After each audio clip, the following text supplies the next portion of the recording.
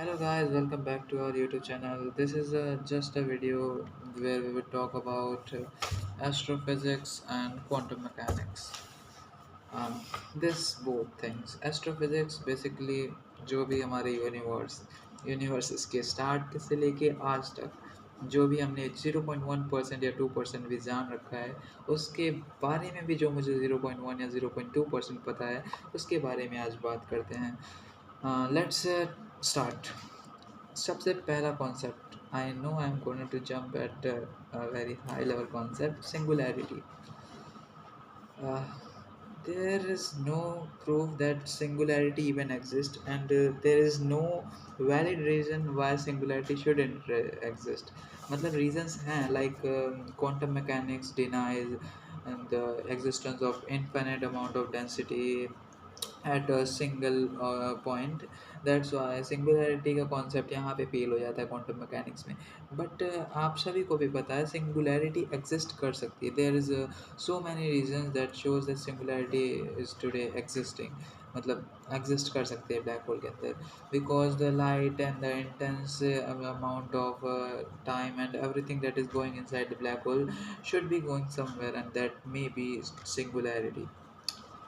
I don't have too much knowledge about this, so tell me if you guys know more things about singularity.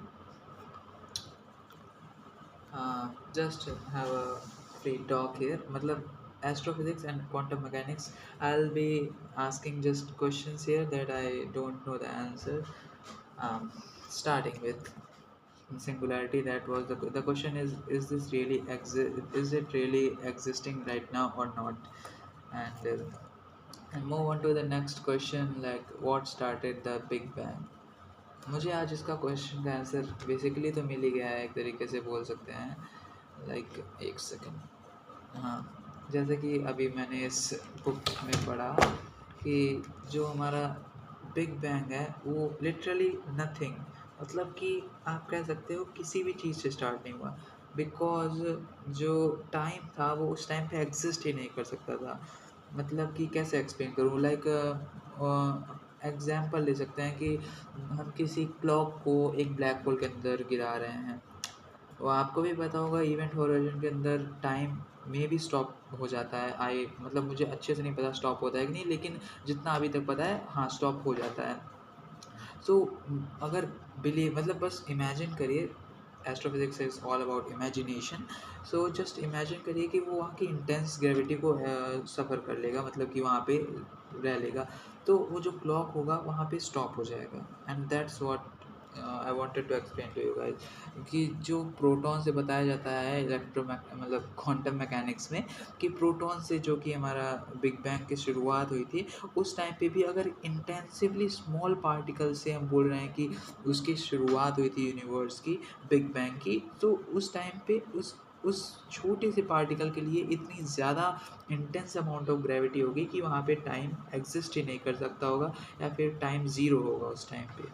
सो इसीलिए there is no creator. It's just my own point of view. There is no creator. Move on to the next topic, uncertainty and quantum entanglement. What both mean? जाके search करके अपना पढ़ लो, उसके बाद just मेरा question समझो. मैं पूछना चाहता हूँ कि अगर अनसर्टेनिटी जो कि बोलता है कि हम ऑब्जर्व मतलब कि पोजीशन एंड मोमेंटम दोनों को एक साथ ऑब्जर्व नहीं कर सकते. सो व्हाट अबाउट अगर कोई भी दो पार्टिकल्स इंटेंगल्ड हैं, तो अगर हम एक की पोजीशन को डिटरमाइन कर लें तो दूसरे की पोजीशन आपको ऑटोमेटिक पता चल जाएगी एंटेंगलमेंट के थ्रू. और अगर हम दूसरे वाले की मोमेंटम को पता कर लें तो पहले वाले की मोमेंटम पता चल जाएगा. सो यहाँ पे तो हमको ऑब्जर्व करना ही नहीं पड़ रहा है दोनों चीज़ों को, तभी भी हमको पता चल जा रहा है. सो अनसर्टेनिटी का प्रिंसिपल यहाँ पे कैसे वर्क करता है I don't know. That's my second और थर्ड क्वेश्चन, मतलब I am not counting on. Let's jump to my next question, that is entropy. Entropy इसको भी जाके एक बार पढ़ लो अच्छे से. काफ़ी बहुत डीप कॉन्सेप्ट्स हैं ये सब. मतलब कि जितना जानोगे उतना कम है एंट्रोपी के बारे में. जस्ट स्टार्ट करते हैं कि सबको पता होगा कि एंट्रोपी का मतलब, जिसको भी एस्ट्रोफिजिक्स में वो हो, ऑर्डरनेस से डिसऑर्डरनेस की तरफ चीज़ जाती हैं। लाइक हर चीज़ ऑर्डर से डिसऑर्डर में, like start of big bang से लेके अभी तक यूनिवर्स में हर चीज़ ऑर्डर से डिसऑर्डर की तरफ जा रही है। अगर मैं किसी डिवाइस, जस्ट इमेजिन करना, don't be so much factual here, let's say it's a hypothetical case, we made a device that could disorder से ऑर्डर की तरफ ले जा सकती है। ठीक है, जो कि डिसऑर्डर से ऑर्डर की तरफ ले जा सकती है। समझ सकते हैं ना कि हम चीज़ों को रिवर्स करने की बात कर रहे हैं। लाइक ये यहाँ से थोड़ा सा क्रैक्ड है, मतलब कि टेयर्ड ऑफ फ्रॉम एयर। तो अगर मैं इसको डिसऑर्डर से ऑर्डर की तरफ ले जा रहा हूँ तो ये वापस ज्वाइन हो जाएगा जैसे पहले था। That's all. सो अगर हम ऐसा डिवाइस बनाने में पॉसिबल रहे तो हम पास्ट में जा सकते हैं उसके थ्रू। बस ये चीज़ ध्यान में रखना पड़ेगा कि जो यूनिवर्स है वो हमारे आर पार निकल जाए। जैसे कि समझ सकते हैं ना कि मतलब वो जो डिवाइस हो वो होल यूनिवर्स पे वर्क करे, बट हमारे जो बॉडी हो वो हमेशा ऑर्डर से डिसऑर्डर की तरफ जाएगी। वरना आप भी समझ सकते हो, अगर हमारी बॉडी डिसऑर्डर से ऑर्डर की तरफ जाने लगे तो सेल, मतलब जो कि सेल डिवीजन होता है वो टेक प्लेस ही नहीं करेगा। तो we will be again like baby and that's all. Universe का शुरुआत ही बंद हो जाए, ख़त्म हो जाएगा। तो but that's what's I was tending to ask to you all guys, all of you guys. Just think about it. My next question is regarding एक सेकेंड, क्या मोमेंटम उनके लिए भी एग्जिस्ट करता है जो कि मासलेस होते हैं? लाइक फोटोन का एग्जांपल मैं लेता हूँ। हमको पता होगा, पहले मोमेंटम के बारे में बताता हूँ। मोमेंटम के बारे में बताओ कि p equals to M V होता है। तो मास और वेलोसिटी दोनों की रिक्वायरमेंट होगी यहाँ पे। तो मुझे ये जानना था कि क्या मासलेस ऑब्जेक्ट्स में भी मोमेंटम हो सकता है? हाँ होता है। ये क्वेश्चन, मतलब ये आंसर है, हाँ होता है। फोटोन्स के अंदर मोमेंटम होता है even though they are massless. ठीक है, अब इसमें एक बड़ा कॉन्सेप्ट आता है। ये क्वेश्चन था मेरा कि how is this possible, and इसके अंदर एक बड़ा कॉन्सेप्ट आता है जो कि आपको एक फार्मूला पता होगा, E is equal to M C square. इसमें क्या बताया जाता है, basically one of my favourite formula, because ये हमको बताता है कि जो एनर्जी और मास है दोनों बस एक ही सिक्के के दो पहलू हैं, just two sides of a single coin.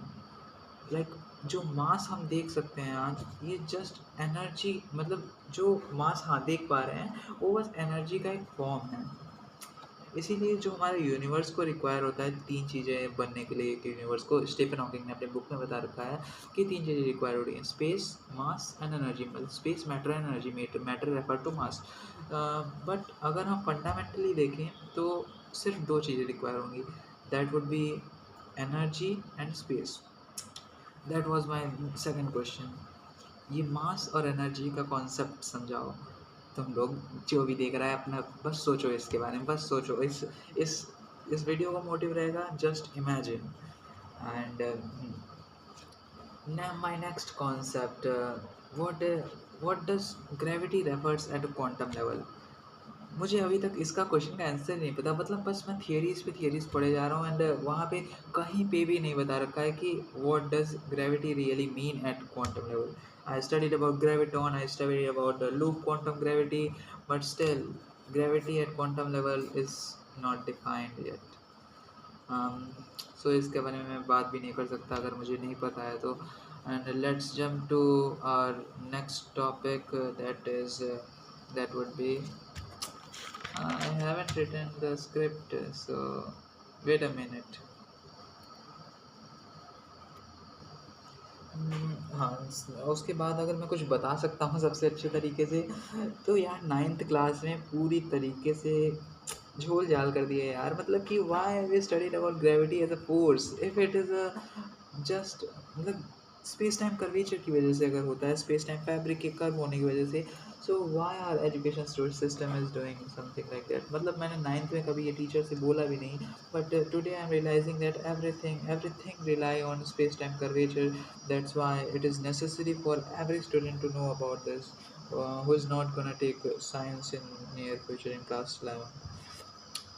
तो अगर स्पेशल रिलेटिविटी और जनरल पढ़ रखी होगी तो उसमें तभी तो वीडियो देख रहे हो ना।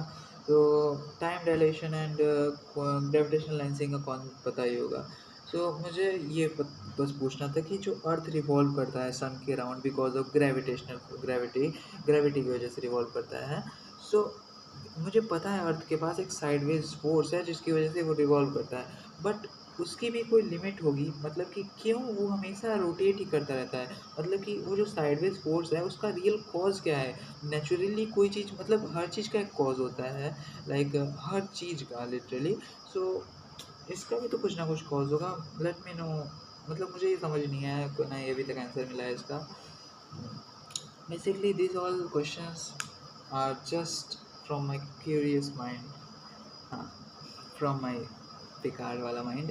And next question is regarding, हाँ, अनसर्टेनिटी वाला जो मैंने बताया था इसके बारे में 1935 में आइंस्टीन ने बताते हुए कहा था कि क्वांटम, मतलब वहाँ पे क्रिटिसिज्म, मतलब काफ़ी ज़्यादा दो कमेंट्री जो कि क्वांटम उस टाइम पे रियल नया नया आया था, उसके और क्लासिकल फिजिक्स के बीच में काफ़ी ज़्यादा उस मतलब वो ऊपर नीचे चल रहा था।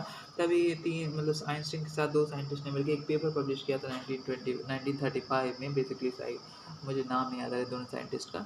सो 1935 में जो पेपर पब्लिश हुआ था उसमें उन्होंने बताया था कि जो क्वांटम की थियरी है ये अभी तक अधूरी है, इसमें कुछ ना कुछ तो गड़बड़ है जिसकी वजह से ये जो स्पेशल रिलेटिविटी है उसे चैलेंज कर रही है, मतलब कि उसको कॉन्ट्राडिक्ट कर रही है बेसिकली। और ये उस टाइम तक आइंस्टीन को ये लगता था कि कॉन्ट्राडिक्ट कर रही है, बट हाल ही में जो तीन साइंटिस्ट आए हुए हैं इन्होंने मतलब बताया। उस टाइम पे बेसिकली क्या था कि नील बोहर या कोई था, उसने आइंस्टीन ने कह रखा था रियलिटी इज़ रियलिटी, मतलब कि either we observe it or not. But later on, Neil Bohr, or a scientist, I am not able to name him, but he said that reality is reality because we observe it. Observation makes the reality. Like this book is existing today for me because I have observed it. मतलब सिर्फ मेरे लिए नहीं, ये पूरी universe के लिए existence में आ जाती है जब मैं इसको ऑब्जर्व कर लेता हूँ या फिर कोई भी एक बीइंग इसको ऑब्जर्व कर लेता है। And that's all. अभी तक आज के लिए इतना ही, मुझे और टॉपिक्स नहीं याद आ रहे हैं। तो let me know if further I have told anything wrong here, I have told anything wrong here. That's all. Just imagine.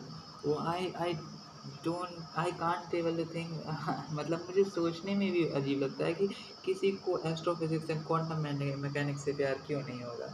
Literally just imagine and you will get to know more and more. It's just the wide concept, it's just never ending concept and that's all. Thank you very much। basically अब यहाँ पे clarity देके बताता हूँ, ये video edited नहीं होगी, scripted नहीं है एंड ना ही कुछ बताया, बस मैंने बनाया है for my future one to watch it and see how curious I was and to answer myself in near future, कि मुझे इसके आंसर सब पता चल चुके हैं कि नहीं, कहाँ तक रीच हो चुके हैं। तो that's all. It's not for views, views आने ही नहीं वाले। तो थैंक यू वेरी मच।